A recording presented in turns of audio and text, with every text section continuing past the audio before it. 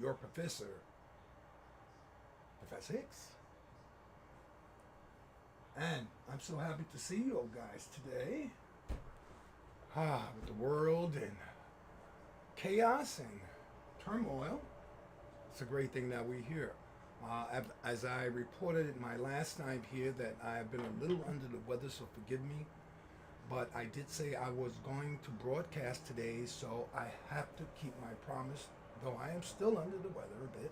Getting better very, very slowly. Remember, nutritionally, and sometimes I will speak to that because I do follow a very good diet. Nutritionally, when you're trying to recover from many of the colds and flus and things that we succumb to during the winter months, um, one of the best things not to do is to bombard yourself with so many different prescriptions and um, antibiotics, mostly because that's what they feed you. But it's sometimes good to be patient and allow the virus or cold or flu or whatever it is to sort of work itself out. Because many times by bombarding yourself with the different prescriptions, antibiotics mostly, you tend to keep it there. It tends to take a while to get rid of, but more importantly, the antibiotics destroys your body. Okay, and I don't want to get into the particulars of that, but you know, sometimes I believe antibiotics are overprescribed to us. And sometimes when you really need them, because they're so overprescribed, they don't work. All right, so enough of that. Again, Hotep. And before we begin, we always want to ask permission to our ancestors to proceed as I do. I ask my ancestors, they have answered yes. We also want to make praise to our ancestors, and as always, before I open my class, we say the quote from Dr. John Henry Clarke, and that is, "History is a clock that people find their political and cultural time of day. It is also a compass where people find themselves on the map of human geography." Yes, human geography. And this geography tells us where we must go and what we must be. Okay? Ashe. All right, so as promised, we're going to start today talking about one of the great notables of Moorish Spain. Yes, a really great notable of Moorish Spain. There were many, but this person stands out far above and beyond most. And his name was Zaria. Zaria the Blackbird. Zaria the Blackbird. So let me ask you a question. It is now moving from summer to fall, and the question is, how are you dressed? Are you preparing to dress so that you may be warm in winter? Or are you not? Hopefully you are. How about today when you went out to dinner? Or maybe breakfast this morning? Did you use a fork, a plate, and a spoon? Good. And I bet when you got up this morning, you brushed your teeth as you should. An hygienic practice that is very important. And I'm sure you did.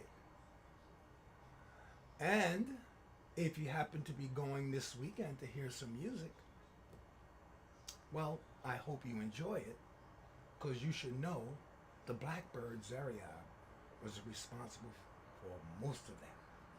Yes, during this time in Europe or Spain, about 800 we're talking about, Europeans did not regard hygiene first and foremost at all.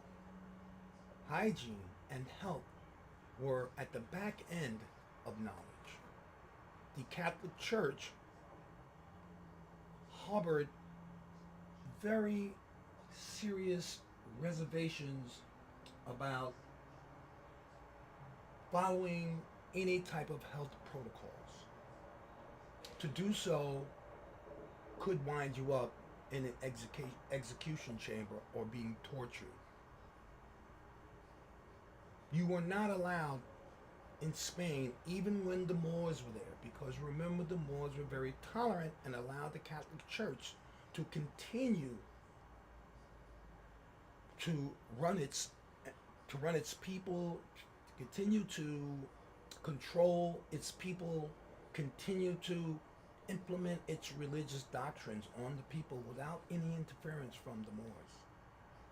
But along with those doctrines came this enormous fanatical zeal to not maintain the health standards that the Moors had put in place.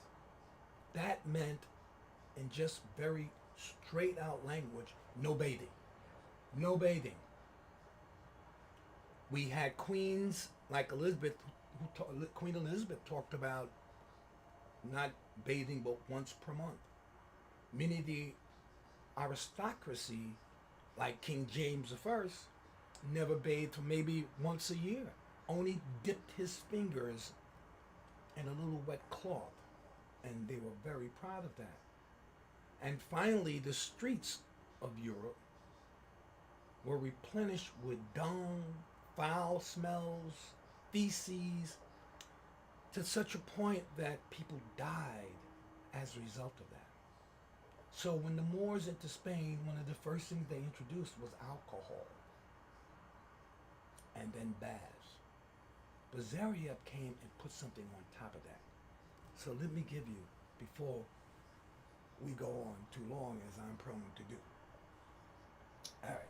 So Zaryab, one of the most influential notables of Moorish Spain, or the Iberian Peninsula, a transformative, a visionary, and a creative genius who, like many divine souls, who appear on this earth, goes through us like a comet and eventually disappears into the heaven, much like Zaryab. And I may add that we haven't had another Zaryab probably in a millennium, at least one that I have not heard of. He was known as the Blackbird. And the reason why he was known as a blackbird, because his heavily melanated skin, very dark skin, and his melodious voice. Yes, he could sing. Zaryab is singularly symbolic of Moorish erudition and the pervasive effect of African culture in medieval Europe and beyond. Because what Zaryab put in place, we're still doing today, and it eventually left Iberia and spread out through Europe. Born in Mesopotamia, what we call the Fertile Crescent, or in modern-day Iraq, for those who are not familiar with Mesopotamia, he was educated in Baghdad, and originally a slave. And we're going to come back to this. Originally a slave. He was in the court of a great musician called Ibrahim al-Masili. He bought Zaryab in the town of Baghdad.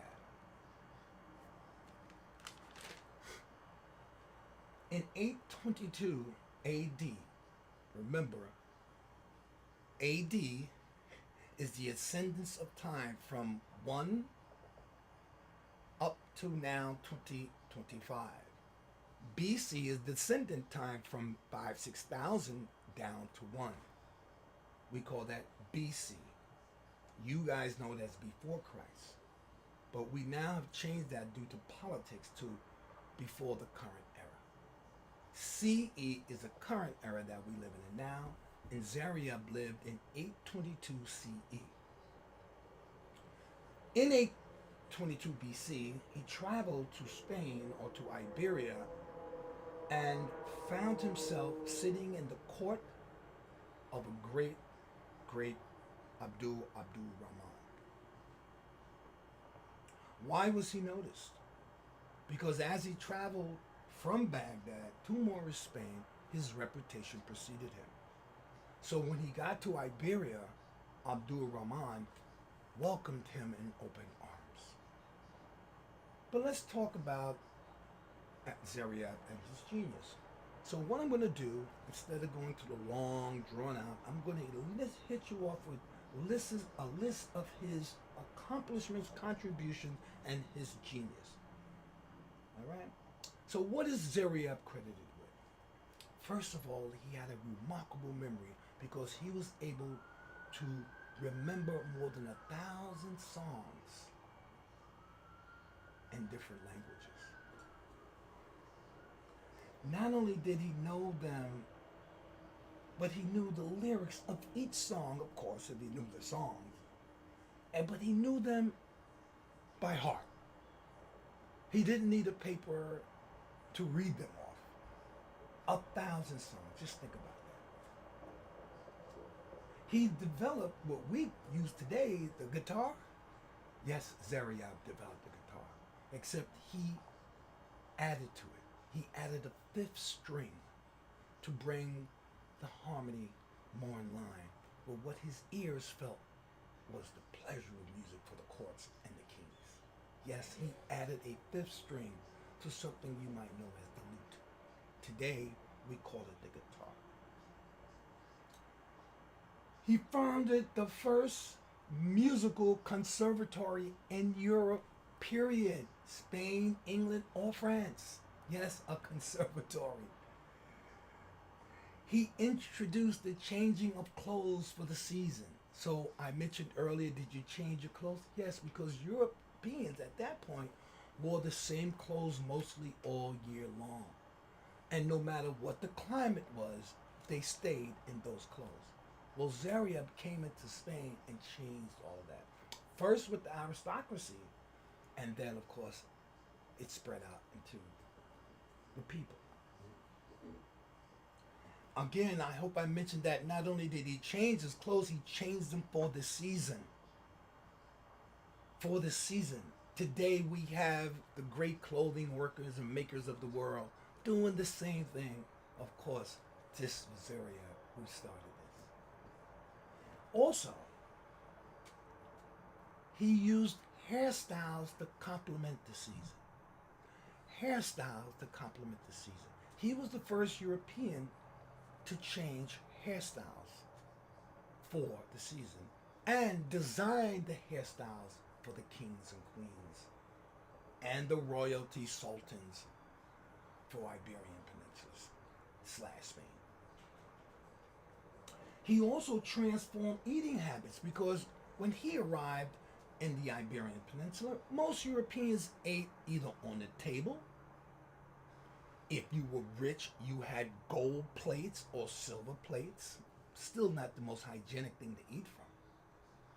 And you ate everything at one time. So a servant would come, pile food on your table, and you would begin to eat it, mostly with your hands. This is how the kings and queens of Europe ate.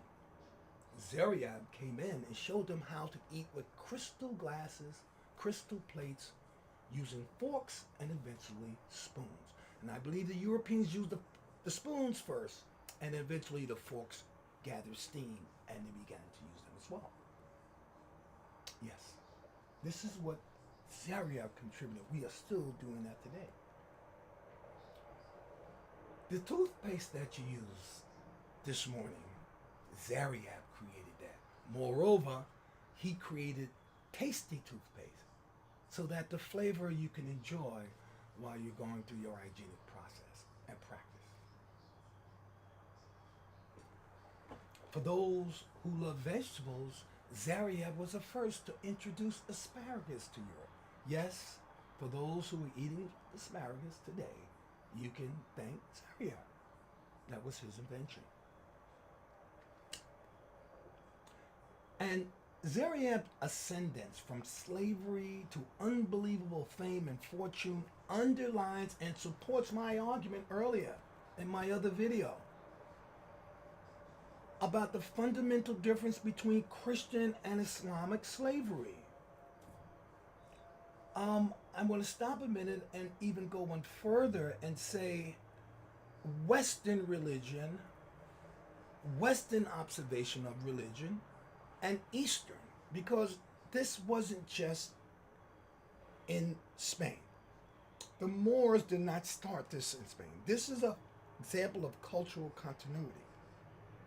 Even if you go to the Bible and you remember Joseph in Egypt, Joseph in Egypt started out as a slave, but moved and rose to power in Egypt. Zaryab reflects the same thing.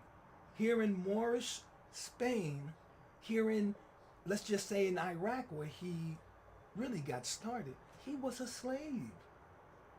And he was able to move into the courts of Baghdad and become celebrated, where he was given an expense account. I won't give you an expense account, and allowed to travel all the way to the Iberian Peninsula with his family, being cared for. And when he got to the Iberian Peninsula, they provided him with another expense account, a beautiful home, school for his children.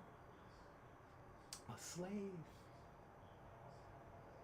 In Western slavery, you're a chattel. You belong to someone. There was absolute control over you, and absolute control means life, control over life and death. So this is an example of the way the culture, African culture, traverses from one place or geographical place to another, but the culture remains the same. Let's move on. As I mentioned, he was a multi-genius. He added the fifth string to the lute. He introduced, we mentioned already, crystal tableware instead of gold and silver plates, so it could be somewhat unhygienic. The eating of meals in courses instead of all food piled up at once. We talked about serving and eating folks with spoons, not by your hands, having soup first and dessert second or last. He introduced new customs for perfumes and deodorant and washing clothes with deodorants that made them smell better when you were done. In short, Zaryab was a Renaissance man, a polymath, and a revolutionary in his time. There are not many people who can attest to the contributions and achievements of Zaryab. But I want you to know that this is just another example of the humanity, the cultural, and the contributions of Moors in the Iberian Peninsula. And Zaryab probably was our greatest example. All right. So as I mentioned, I told you I wouldn't stay on Zaryab too long. I just wanted to come on also to keep with my promise that I would come on today. We're going to be moving in a very important part of Moorish history now. We're going to be talking about the scientific revolution. And you're going to find that this scientific revolution that I taught in high school is not the true scientific revolution. You will see that the Moors were singularly, I use that term again, singularly responsible for the scientific revolution. Yes, Kepler and all those other great scientists that you heard, and I'm not taking anything away from them. Many of them found Moorish science and improved on it in some respects. Many Europeans were able to grasp the Moorish science and change it to fit their people, which is what you're supposed to do. But where did they get these ideas? And that's what we're going to talk about in our next session.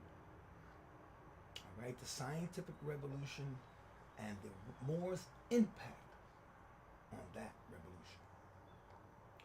All right, without further ado, I want to say don't forget to subscribe to my channel. My channel is growing. I want to say thank you for all of those who have been, subscribing to me. It's growing, and it's going to get better. I'm working on. I had a moderator, and I lost my moderator, so it's going to get better. I soon will have videos and short things, and I'm also going to have guests on.